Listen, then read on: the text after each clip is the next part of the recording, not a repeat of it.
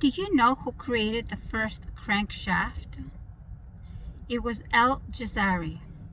Okay, his name is really, really long, so we're just going to call him Ismail ibn al-Jazari, okay? He was a polymath, a scholar, an inventor, a mechanical engineer, and he was an artist. He was born in 1136 AD in the Artukid dynasty in Mesopotamia. Mesopotamia, two Greek words, which means in between the two rivers, the Euphrates and the Tigris, okay? I'm going off topic. Okay, so that is in northwestern Iraq, in Jazira. That's where he was born. When he passed away, he was over 70 years old, and he had invented over 50 mechanical devices that he describes in his book, The Book of Knowledge of Ingenious Mechanical Devices. Did you know all that? Did you know that in his book, he describes and gives instructions on how to rebuild these mechanical devices? Did you know that? Did you know that this book still exists today? A manuscript of this book still exists today in the Topkapi Saray Library in the Topkapi Palace in Istanbul, Turkey.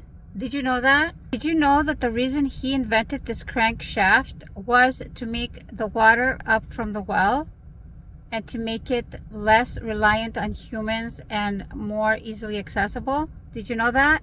Did you know that later it was also used to grind wheat and other kinds of grains, but also as the mechanism that's used to turn windmills? Did you know that? Did you know that the crankshaft also is used in every single vehicle that has wheels that turn? Did you know that? Did you know that he invented 5 machines for raising water, as well as water mills and water wheels with cams on the axle, and they were completely operational on their own. They were automated. Did you know that? Did you know that he invented automated peacocks that moved through hydropower? Did you know that?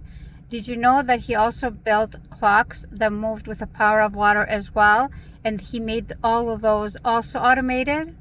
Did you know that according to Encyclopedia Britannica, Leonardo da Vinci was inspired by many of al-Jazari's inventions and designs? That's 400 plus years later. Did you know that? Okay, I am Greek, and there are a lot of inventions that the Greeks have invented, and there's a lot of things that Greeks have even imagined, okay?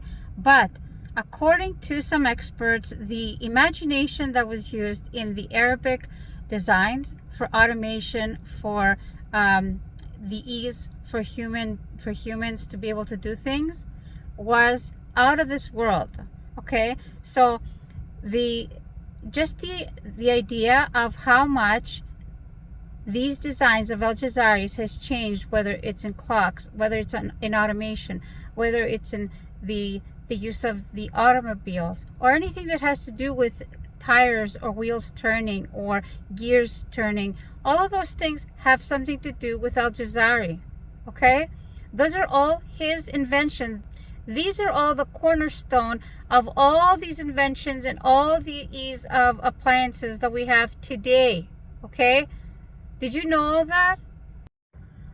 I don't want to leave the fact that he was an artist and he illustrated his own manuscript and his own book with all these instructions in order for people to see and visualize what exactly he was talking about. But he was a great artist. So in all these illustrations that he's done in his book, it shows the clock, the candle clock that is actually automated in the way that the candle is burning. He also shows the illustration of how he made the robotic. He literally designed and illustrated a robot band that plays music and releases water, and it was used for entertainment purposes for events. He also had an automated hand washing, flushing water system where it would like squirt water or pour water in a sequence in order for you to be able to wash your hands. Automated. Did you know that?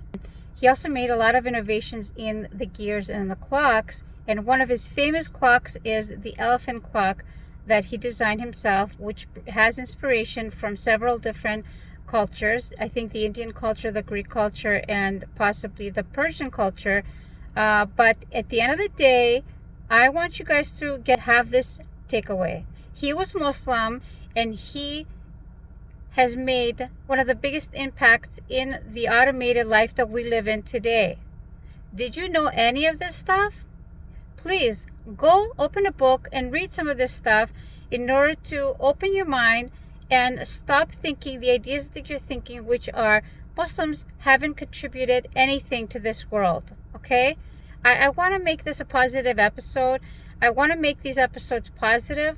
However, anybody who comes into the comment section and comments in a negative and rude way, they're just going to get blocked or deleted.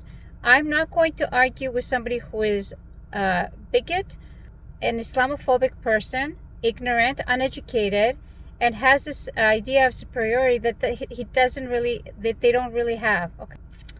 I'll talk to you guys on the next episode. Assalamu alaikum.